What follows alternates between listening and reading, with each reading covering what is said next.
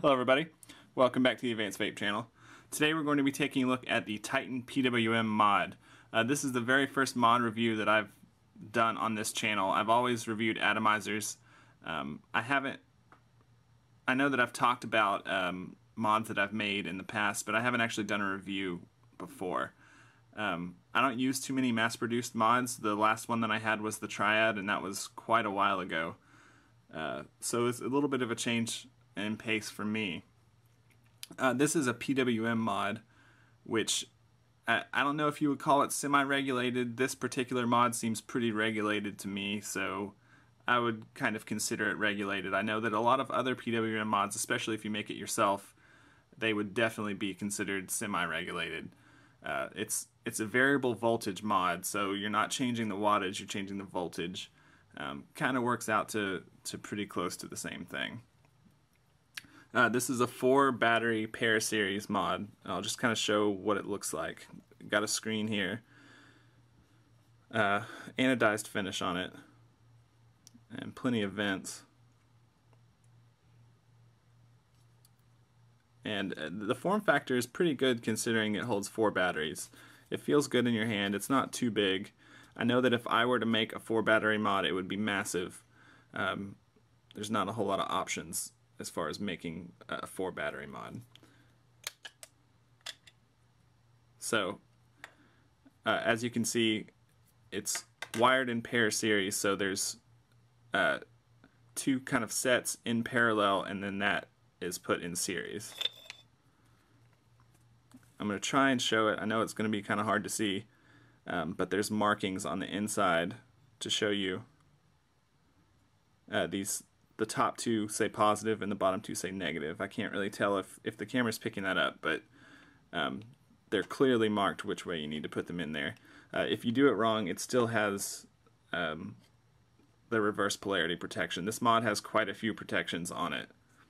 So kind of the worry that you can get from using a totally unregulated mod, it's not as big a concern on this.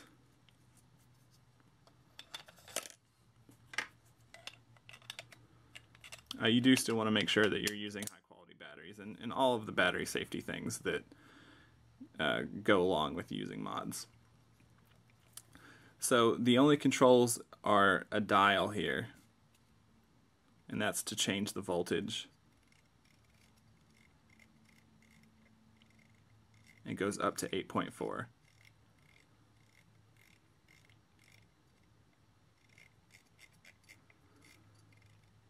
So this dial moves pretty easily, and this is also the fire button. So if you have it unlocked and you're just kind of firing it, it can be really easy to change the voltage. So it has a way to lock the voltage. You just tap it 3 times and it's locked. 3 times to unlock it, and it also has 5 to go on and off.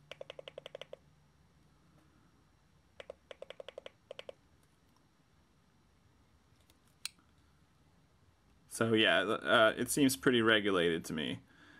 The form factor on this allows you to put huge atomizers on here. I'm going to put the Titan on here. It seems appropriate. And that was the only request that STEAMCRAVE asked of me when they sent this mod to me, was to show what the Titan looks like on it. Not a big deal if you ask me. So here's the 40mm Titan. I've done a review on that previously. So it fits on here flush. I don't really have any other mods that I use that can fit a 40mm atomizer without looking a little bit weird. So this one fits it flush on there. As you can see, it shows the resistance of the coil. I have the series deck on here right now, so there's huge frame staples in here, but it's giving me back a pretty safe resistance. So it's a good combination to have something with a series deck on a mod like this. And if you also notice, if you're firing, it'll tell you what wattage it's putting out while it's firing. This mod has an upper limit of 300 watts. Depending on the resistance that of the coil that you're putting in there, that can be at a much lower voltage that it caps out. So kind of a safety feature to have it cap out at 300 watts. I haven't used anything on here that has that issue. I haven't been vaping it at 300 watts. So I've been having this at maybe 7, somewhere around here, 7.5. 7.7 is 185 watts. And it fires super fast. I'll see if you can hear this. Very fast firing. And it hits really hard, especially when the batteries are fully charged. Mine are obviously not. But it still vapes fine, and it'll have a low voltage protection, so the batteries won't, you can't overfire it on here. Or over discharge the batteries is what I mean.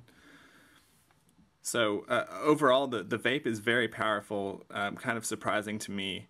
I know if you've been watching this channel, you know that I've kind of left 18650 batteries behind. I don't really like the mods that have batteries in them.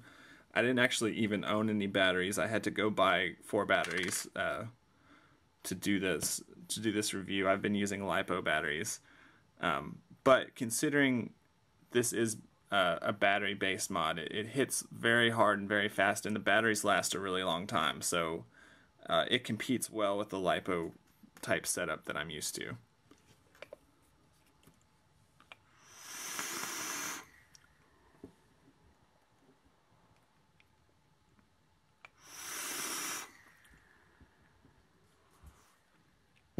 Yeah, it's a very fast, kind of hard-firing mod. It feels really good.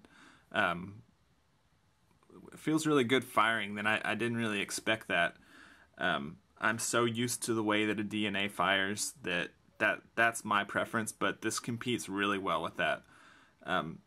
As far as just everyday carrying around, I personally would probably still go with the DNA.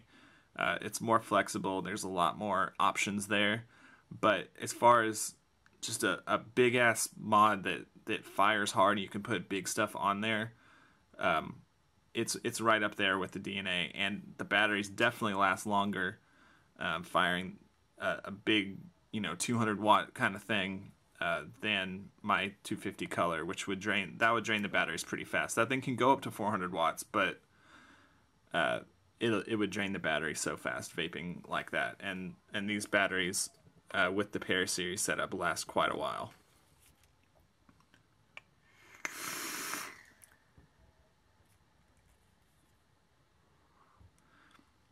Yeah, the vape is surprisingly good.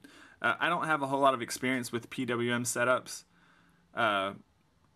If you're not familiar with that, it's a kind of basic chipset, and the way that it applies power, if I'm understanding it right, it kind of rapidly turns itself on and off, and depending on the setting that you have, that's more time on or more time off. So if I had this at 4.2, it would be 40 or 50% of the time on and 50% of the time off, if that makes sense. So it's supposed to just rapidly turn itself on and off. And I know in some setups that can make a loud buzzing noise. I've heard that about other PWM mods, but I haven't gotten that from this at all.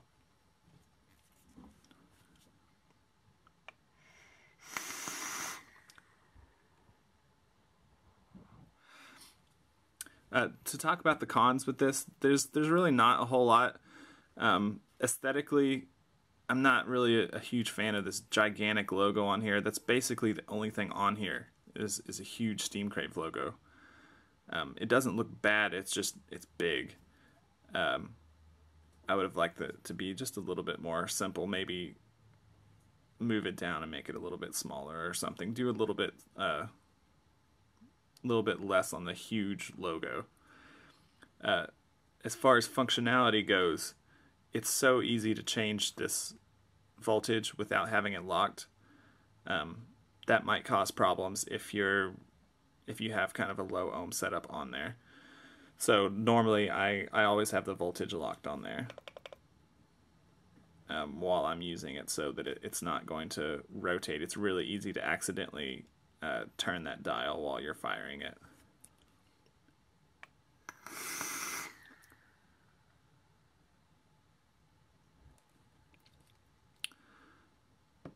The vape is really good though. It feels powerful, and I don't have any complaints about the way that it fires. It's so fast, and that's one of the things that I really liked.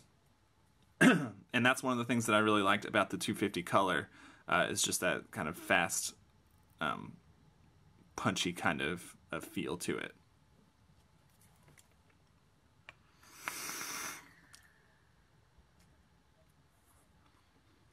I think if you like PWMs, it's totally worth checking out. I like that it has a lot of safety features. I'm used to using fully regulated stuff, so having all of those safety features, I can show the back of the box really quick. These are the safety features on here. Having all of those safety features makes it a lot easier to use and not have to constantly stress out about it. You do still have to be aware of the resistance that you're putting on there and the batteries. You want to make sure that they're high quality and that you're not stressing the batteries too much. Overall though, it's worth checking out. If you have a big atomizer, you just want like a huge at-home kind of setup, check it out. It's pretty cool. So I think that'll bring us to the end of this video about the TITAN PWM mod. If you like this video on our channel, give us a like and subscribe.